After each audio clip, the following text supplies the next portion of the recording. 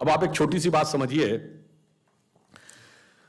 भाषा के अंदर जो साहित्यिक प्रभाव है, कहते हैं ना Kalidas was the Shakespeare of India. अरे भाई कोई तुलना है? शेक्सपियर इतने 100 साल के बाद हुआ, कालिदास से क्या तुलना?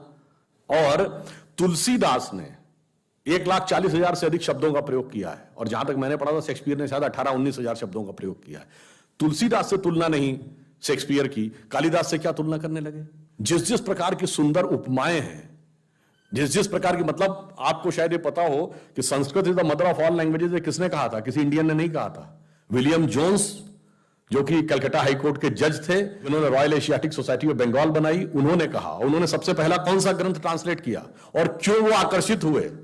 कालिदास का अभिज्ञान शाकुंतलम का मंचन हो रहा था, उसमें जो शकुंतला की विदाई का दृश्य दिखाया जा रहा था, वो देख के कुछ वहां पे कोई लोग थे जिनको टूटी फूटी अंग्रेजी आती थी, उन्होंने बताया तो उपमाएं सुनकर इतने प्रभावित हुए विलियम जोन्स, उनको लगा ये मुझे रियल में पढ़ना चाहिए, ओरिजिनल भाषा में। तब उन्होंने बड़ा जुगाड़ करके संस्कृत सीखी, कि उनको कोई संस्कृत सिखाने को तैयार नहीं था। उसने कहा कि भाई ये म्लेच्छ है, इनको थोड़ी सिखाएंगे संस्कृत।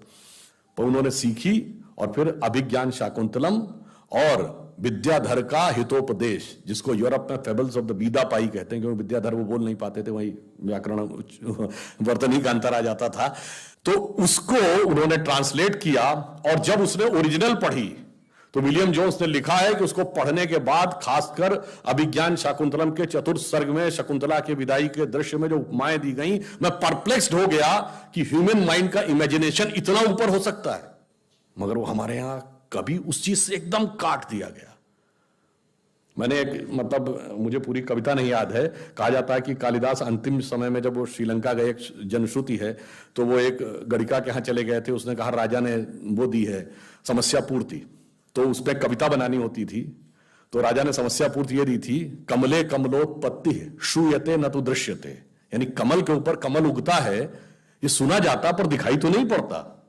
तो कालिदास ने कहा बस, वो पूरी कविता मुझे नहीं याद है, उन्होंने एंड यहां पर किया कि पहली लाइन थी कमले कमलोत्पत्ति श्रूयते न तु दृश्यते, अंत में उन्होंने कहा बाले तव मुखाम्बुजम कस्मिद इंदीवरद्वयम। अंबुज कहते हैं कमल को। यदि यह नहीं दिखाई पड़ता तो तुम्हारे कमल रूपी मुख के ऊपर दो कमल रूपी नयन कैसे दिखाई पड़ रहे हैं? अब बताइए किस ढंग से उन्होंने उस पूरी समस्या पूर्ति को कर दिया। मतलब मैं आज की पीढ़ी के लिए कहता हूं, मतलब मैं तो कह रहा हूं भैया, तुमको बहुत प्यार मोहब्बत और इसकी बात आती है तो तुमको क्या याद आता? लैला मजनू, सीरी फरहाद, सलीम अनारकली, जोधा अकबर, यही याद आते हैं। मेरे भाई अगर उसमें भी पढ़ना है, पढ़ लो दुष्यंत शकुंतला की कहानी, स्वप्न वासव दत्ता, राजा उदयन और वासव दत्ता, चंद्रापीड़ की कथा, और जिस जिस प्रकार की उसमें कथाएं हैं। अगर आप मालविका अग्निमित्र मालविका की प्रेम कथा, मैं दावे के साथ कहता हूं कि जिसको आप शेर और शायरी कह के बहुत प्रभावित हो जाते हैं, ये उसके आगे कुछ नहीं लगेगी, इतनी गहरी उपमाएं उसके अंदर।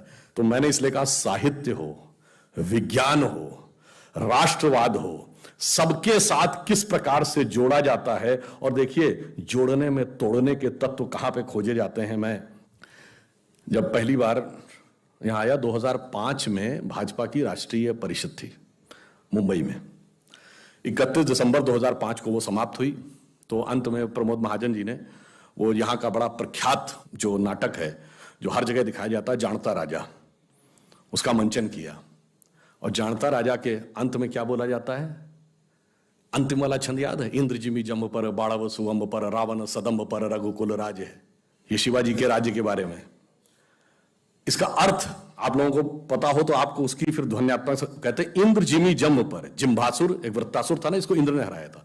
जैसे इंद्र वृत्तासुर पर, इंद्र जिमी जम्ब पर, बाड़व सुअंब पर, बड़वानल कहते हैं समुद्र की आग, समुद्र की अग्नि के ऊपर समुद्र, रावण सदम्भ पर, अहंकारी रावण पर, रघुकुल राज है। और पवन वारिवाह पर, यानी पानी के करंट के ऊपर जैसे हवा दौड़ती है, पवन वारिवाह पर, शंभु रतिनाह पर, शंभु शंकर जी, रति के स्वामी यानी कामदेव को, जिनको भस्म, शंभु रतिनाह पर, जो सहस्र बाहु पर, राम द्विजराज, सहस्र बाहु को परशुराम ने उसकी 1000 भुजाएं काटी थी।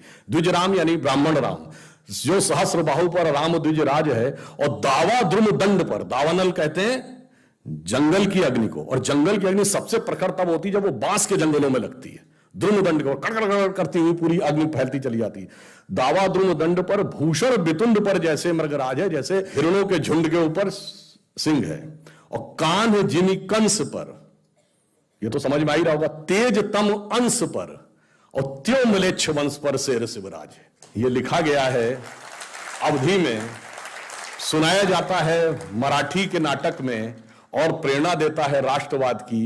ये जोड़ने के तत्व थे, मगर इसके बाद उसमें तोड़ने के तत्व कैसे निकाले जा सकते हैं, आज सारा का सारा अभियान, षड्यंत्र इसी पे चल रहा है।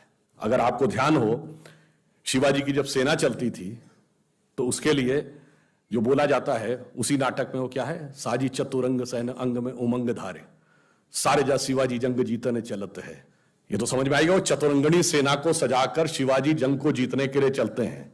आगे कहते हैं, भूषण भनत नाद बिहद नगारन के, नगाड़ों का नाद इतना वृहद है कि नदी नदमद गैबरन में रलत, ऐसा नदी और नारे लहराना शुरू कर देते हैं। और ऐल फैल खैल बैल खलक में गैल गैल, जब वो फैलती हुई उनकी सेना निचले इलाकों में जाती है तो ऐसा गुबार उठता है कि गजन की पैल ठैल सैल उछलत हैं। गज मतलब हाथियों की पैर की धमक से ऐसा लगता पर्वत उछलने लगते हैं।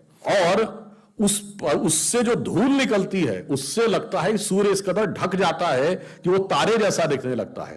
तारा सो तरनी धूरी धरा में परती जी में। और फिर वो कहते हैं, ऊपर से जब देखते हैं तो ऐसा लगता है कि उनका एक समुद्र है सेना का। और वो कैसा दिखता है धरती के ऊपर, जैसे थाली पर आप पारे को रख दें तो पारा हिलता डुलता दिखता है, तो ऐसा लगता है उनकी सेना का समुद्र इस धरती रूपी थाली के ऊपर हिलता हुआ चल रहा, थाली पर पारा पारा वारियों हलत है।